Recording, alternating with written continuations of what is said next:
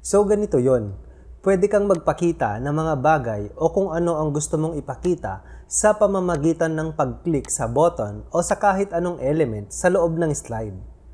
Kagaya na lang kung may ganito kang slide. Instead na i-present mo ng sunod-sunod, pwede kang magtanong sa mga manonood kung ano ang gusto nilang unahin. Tapos, i-click mo lang para magpakita ito. Ang kagandahan nito, nagkaroon ng involvement ang mga manonood. Kung ikaw ay teacher at matutuhan mo kung paano gawin ito, siguradong marami ka pang pwedeng gawin at talagang makukuha mo ang atensyon ng iyong mga mag-aaral. Ngayon ay papakita ko sa inyo kung paano ko ba ito ginagawa sa Microsoft PowerPoint. Sa slide na ito sa subject na science tungkol sa 3 main types of clouds, gusto kong piliin ng mga mag-aaral ang gusto nilang ulap upang malaman kung anong klase ng ulap at ano ang tungkol sa ulap na ito. So inihanda ko na dati ang slide na ito at gusto nating gawing interactive. Para kung ang pipiliin nila ay cirrus clouds, ipapakita nito kung ano ang cirrus. Kung ang pipiliin naman nila ay stratus, ang magpapakita ay kung ano ang tungkol sa stratus clouds. So maglalagay ako ng pictures ng 3 main types of clouds na dati ko nang na-download sa aking laptop. Go to Insert, go to Pictures, piliin ang This Device, hanapin natin ang downloaded pictures ng clouds. Piliin ko muna ang Cumulus Clouds. I-drag natin dito banda. Okay, so yan na ang aking Cumulus Clouds. Okay, so i-hold down ko ang control sa keyboard at i-drag ko sa baba para magkaroon ako ng kopya nito. I will click Picture Format, then Change Picture, This Device. Ang pipiliin ko naman ay Stratus Clouds. At automatic na mapapalitan yung second picture ng Stratus Clouds. I-duplicate ulit natin ito gaya ng ginawa natin sa una. I will click Picture Format, then Change Picture, This Device. Ang pipiliin ko naman ay cirrus clouds at automatic na mapapalitan yung third picture ng cirrus clouds. Okay, ngayon ay mayroon na tayong pictures at kung ano ang tungkol sa pictures na ito. Pero wala pa tayong nailalagay na animation, kaya kung pupunta tayo sa slide view, makikita natin lahat ng sabay-sabay. Pero kung maglalagay tayo ng trigger, kung ano ang gusto mong magpakita, yon ang magpapakita. Gusto kong yung answers ang magkakaroon ng animation, so magsisimula ako dito. Lalagyan ko ito ng animation. Kaya, pupunta tayo ng animation pane at lagyan na ng simpleng animation. Hindi naman kailangan ng sobrang exciting ang animation.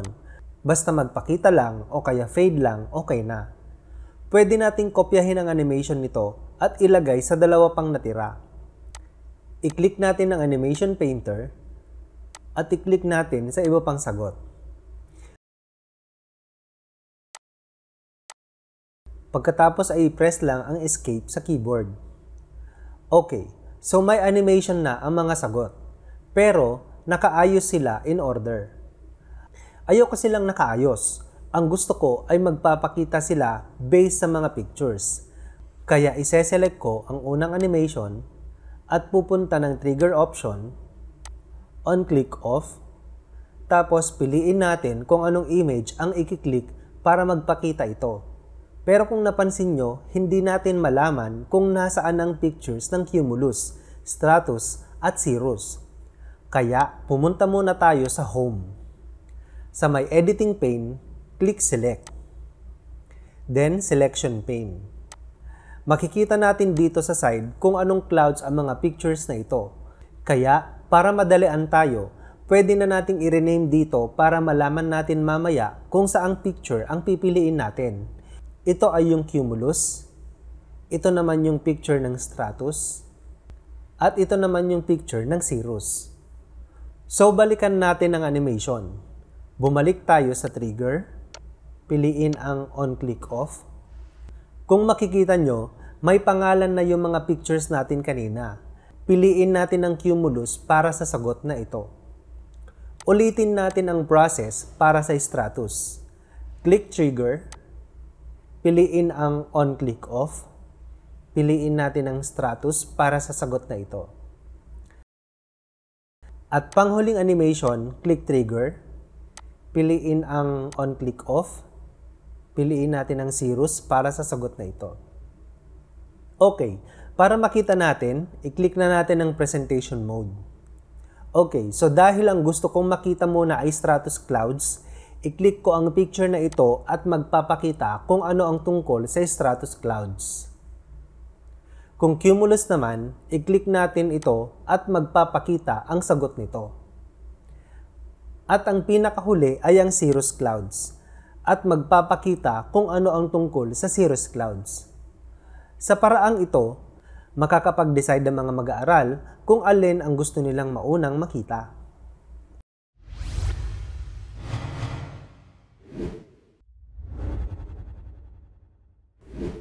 So, ganun lang naman kadali kung paano gawing interactive ang iyong PowerPoint presentation gamit ang MS PowerPoint 365. Pwede kang maging creative gamit ang trigger function at pwede kang gumawa ng kung ano man ang gusto mong interactivity kagaya ng mga ito. Ginawa ko ito noon para sa lesson ng kinder. Pipili ng prutas na may letrang W ang mga bata gamit ang mouse.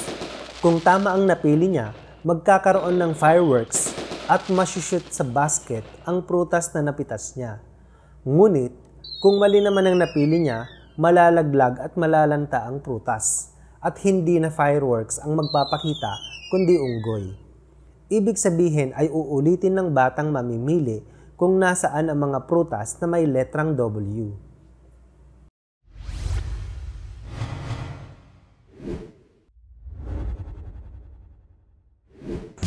So that's it for now. Kung natulungan ka ng video na ito, i-hit mo lang ang like and share. At kung gusto mo ng mga content na ganito, consider subscribing and see you on my next video.